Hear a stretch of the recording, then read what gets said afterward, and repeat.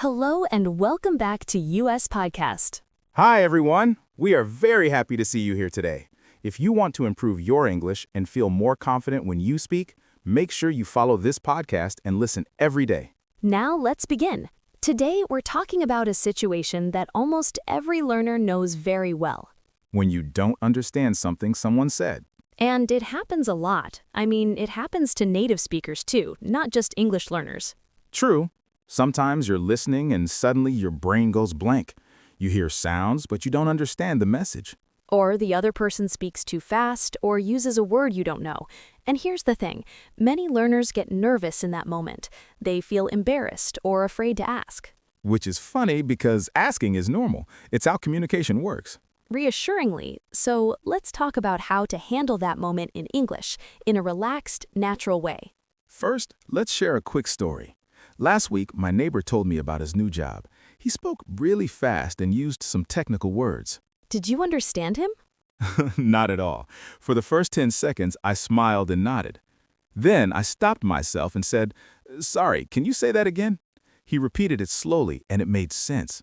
Good example. And that's a great phrase. Can you say that again? Repeats it with warmth.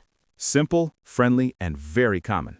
Counting on fingers, speaking clearly, here are a few more useful phrases for that moment. I didn't catch that. Could you repeat that? What do you mean?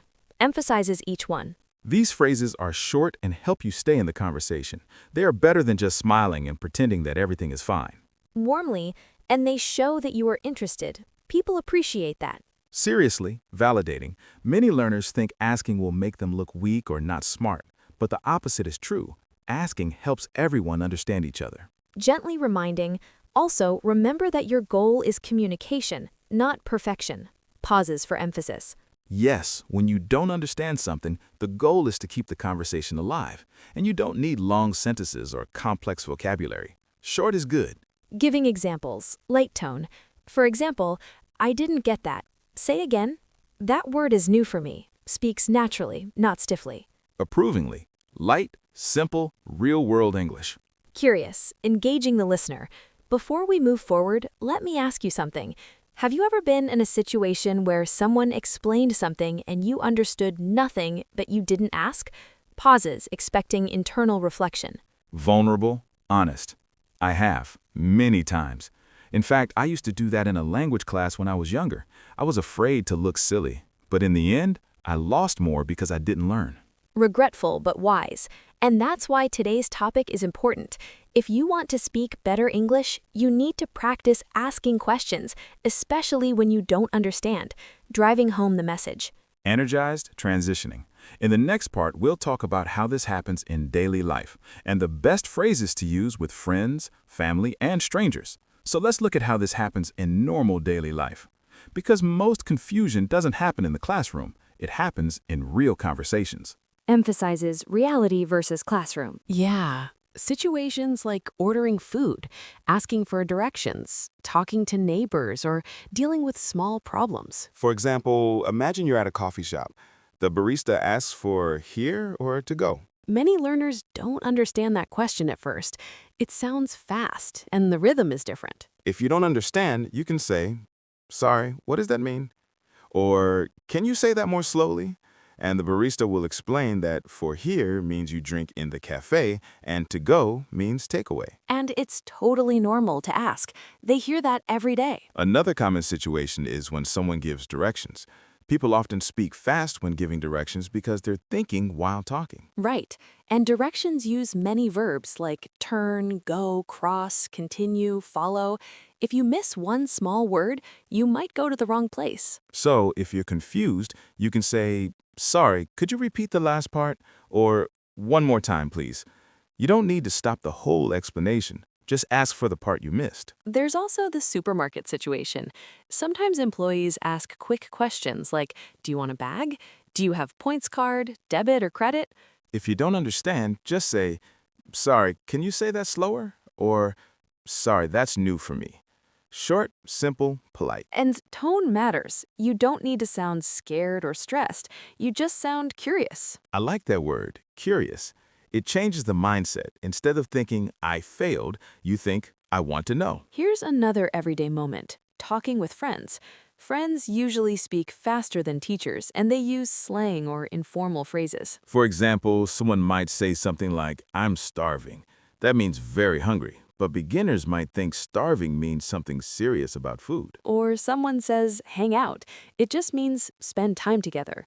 But if you don't know, it can sound confusing. In that case, you can use questions like, what does that word mean? Or what is hangout?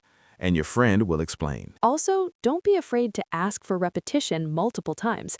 If you still don't get it, you can try another strategy. One useful strategy is to repeat what you think you heard and check. Like, so you mean we meet at 6? Or, so you want me to wait here? This is called checking understanding. It helps both people. There's also a cultural thing here. Many learners think native speakers will get annoyed if they ask questions, but most people don't mind at all. In fact, when you ask, it shows you are listening. Let's ask our listeners something. This is important for learning and also fun for us. Have you ever been in a situation where you didn't understand someone speaking English, and what did you do? Write your answer in the comments. I'm really curious to read those comments because everyone has been there. Even advanced learners have these stories. One more thing. When you're confused in daily life, your body language helps. Also, eye contact, a small smile, and relaxed shoulders make the moments softer. Instead of freezing or panicking, just look calm and ask your question. Also, you don't need to apologize every time. Some learners say sorry too much. One sorry is enough. Good point. You can also use phrases like, can I ask you something? Or, wait, I'm not sure I understood that. Or, can you say that slower? Or, can you show me? In daily life, people often use gestures to explain too, like pointing or demonstrating. So the main idea here is simple. Confusion is normal. Silence makes it worse. Questions make it better. And asking questions is a communication skill, not a mistake. In the next part, we'll move into school or work situations where instructions and expectations are more serious. So let's talk about school or work situations. These moments can feel more serious because instructions usually matter. You want to do the task correctly, so misunderstanding can create problems. And here's the funny thing. Even native speakers ask for clarification at school or work all the time. Teachers, managers, and coworkers repeat things every day. For example, in school, a teacher might say, please complete the homework page and use full sentences. If you don't understand, you shouldn't stay silent. You can say, sorry, which page? Or, what do you mean by full sentences? Notice something important. You don't need long grammar, you don't need a big explanation. You just ask the part that is confusing. Same idea at work. Let's say your manager says, send the files before lunch and copy the finance team. If you don't know what copy means, you can ask, do you mean send the files to the finance team too? And the manager will probably say yes or explain how to do it. There's also the situation where someone explains a task with many steps. Step 1, Step 2, Step 3.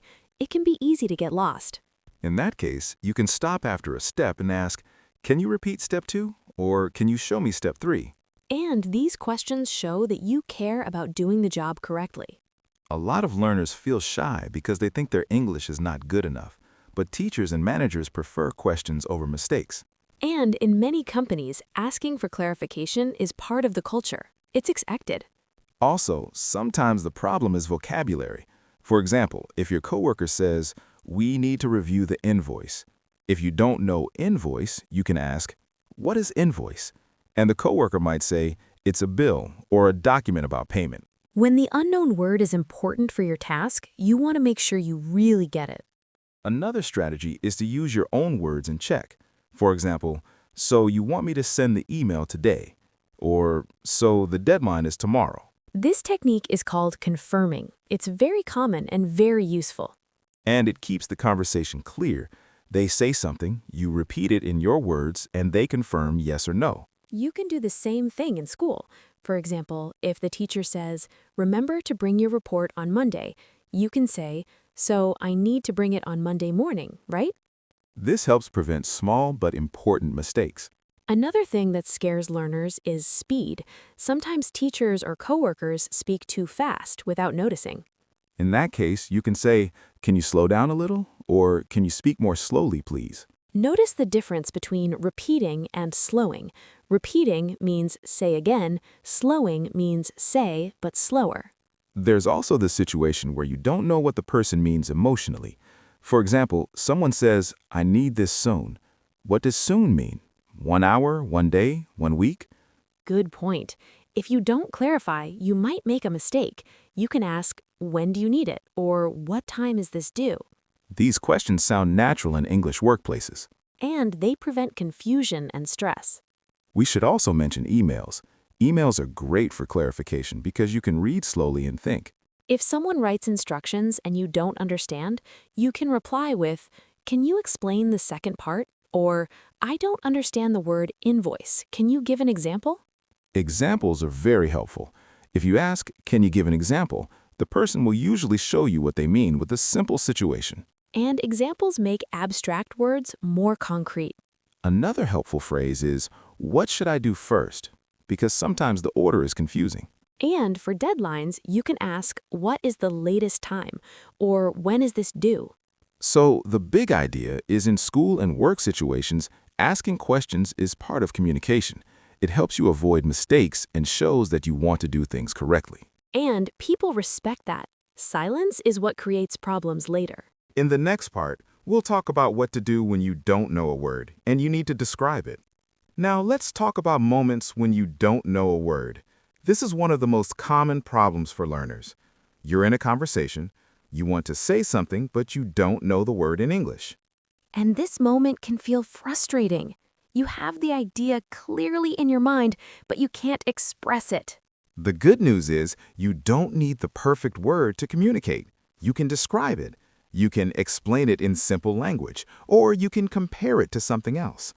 For example, imagine you want to say the word elevator, but you don't remember it.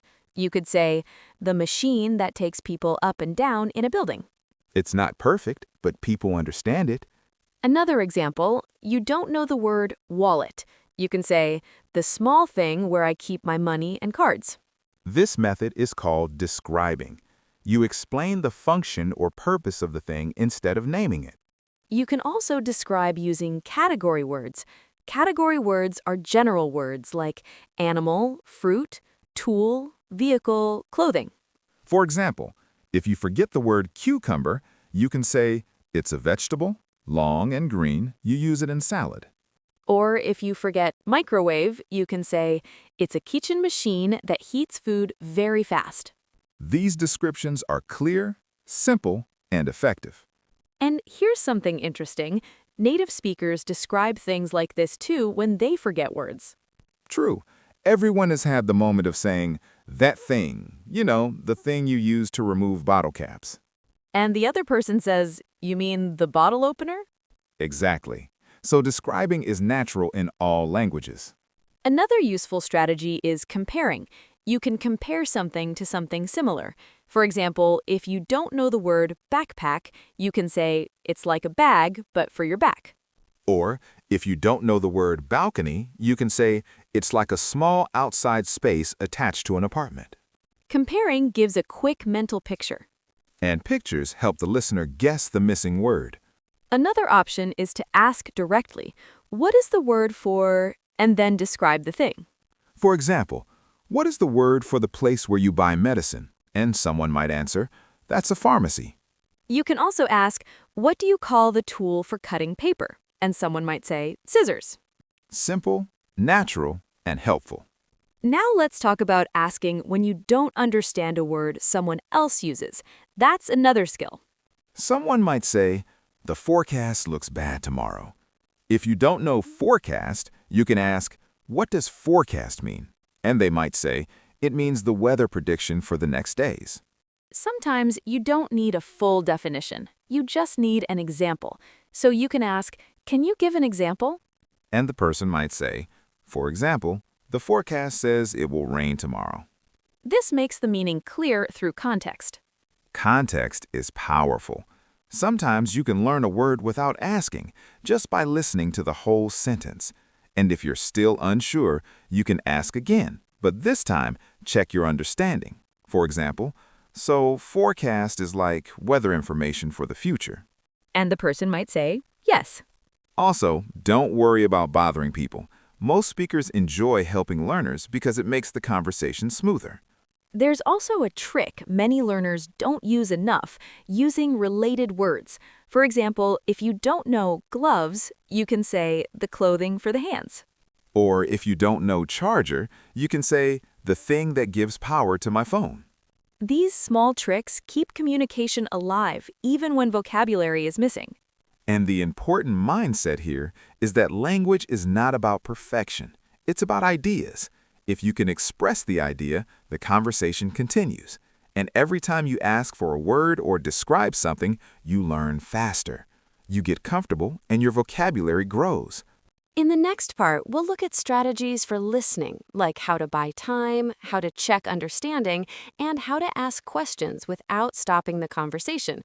Now, let's talk about listening strategies, because sometimes the problem isn't vocabulary, it's speed. You hear the words, but your brain needs more time to process them. This happens a lot. Someone talks, you understand a little, then they keep talking, and you start losing the thread. One useful skill is buying time. Buying time means giving yourself a few extra seconds to think before you answer. For example, you can say, "Let me think," or "Give me a second," or "Just a moment." These phrases are friendly and natural. And they prevent the awkward silence that makes learners panic. Another strategy is checking understanding. That means you repeat what you think you heard and wait for confirmation. For example, "So we meet at the station?" Or "So you want me to bring the laptop?" If the other person says yes, you're good. If they say no, then they explain again. Either way, you get clarity. There's also the strategy of asking simple clarification questions like where, when, who, how many. These small questions are extremely powerful. Yes, if someone says, "We need 10 chairs in the room later," and you don't know when, you can ask, "When do we need them?"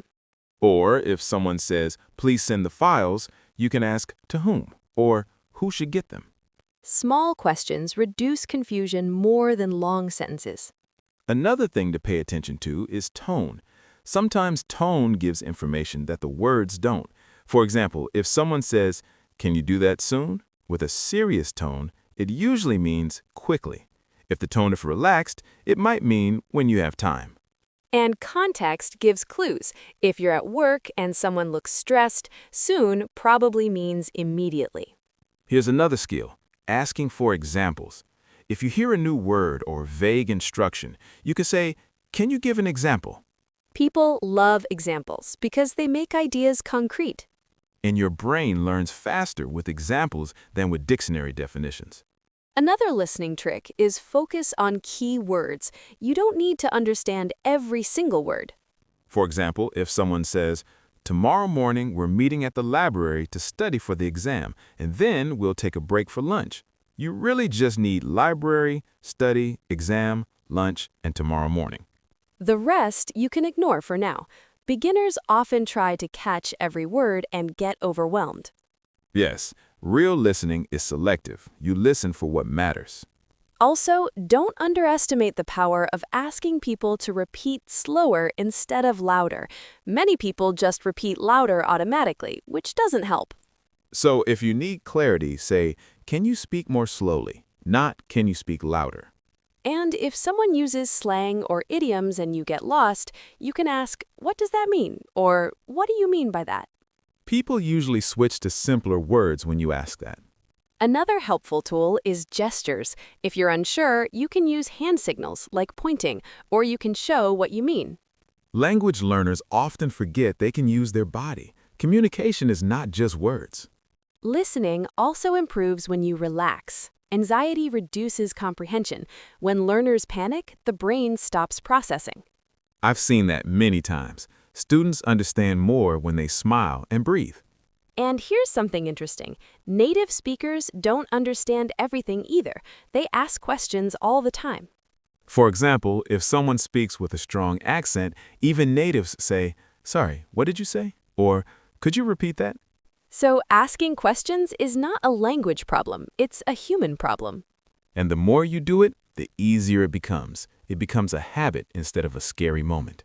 In the next part, we will talk about something many learners never think about, the emotional side, why people feel embarrassed, how to stay confident, and how native speakers really react.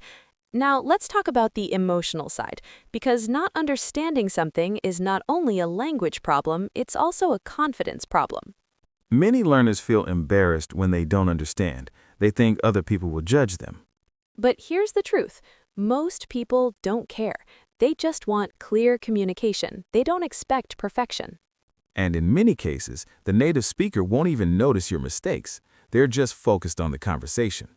Another common feeling is fear. Some learners worry that asking questions will make them look slow or not smart. But in reality, asking questions makes you look engaged and responsible. In school and work, people trust the person who asks for details. I had a student once who never asked anything in class.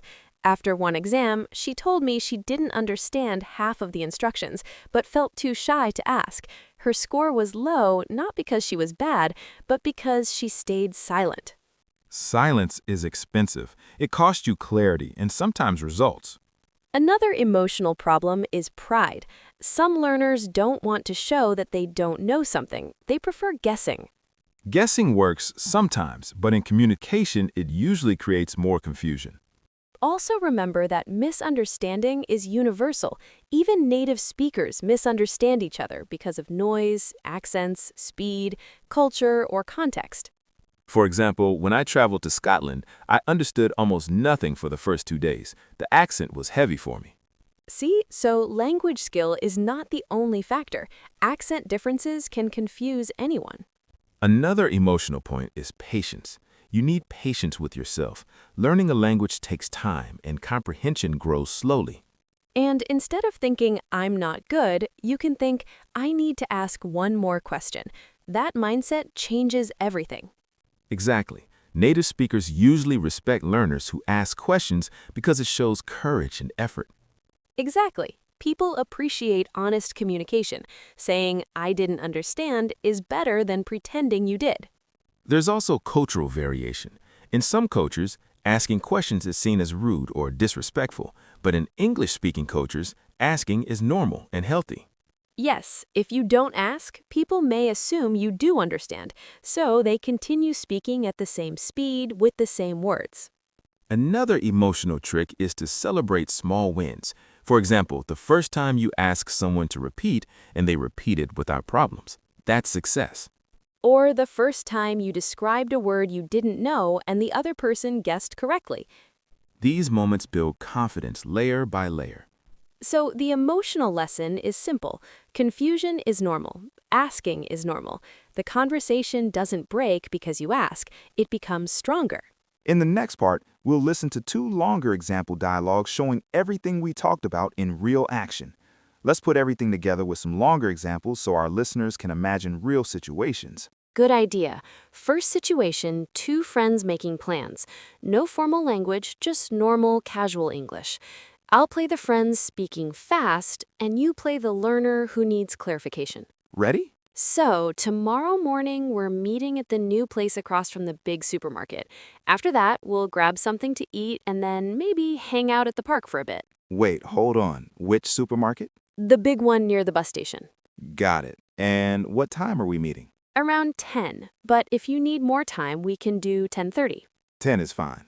And what do you mean by new place? It's a new cafe. They opened 2 weeks ago. Really good coffee. Nice.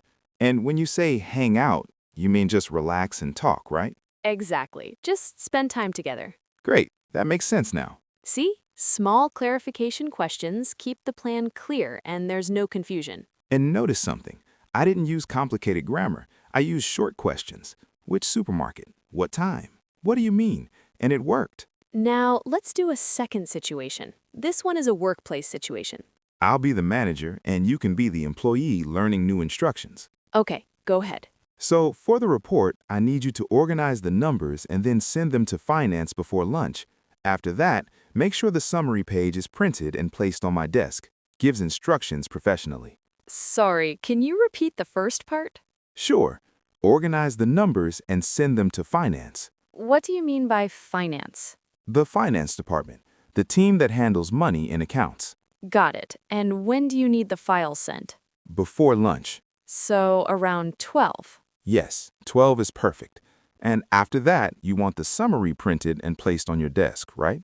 Just to check, first I organize the numbers, then I send them to finance, and then I print the summary. Exactly. That's the order. Thanks for explaining. That's clear now. This is a great example of confirming instructions.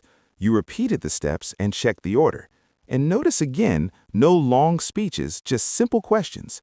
What do you mean by finance? When do you need it? And then one confirmation sentence. This is how conversations work.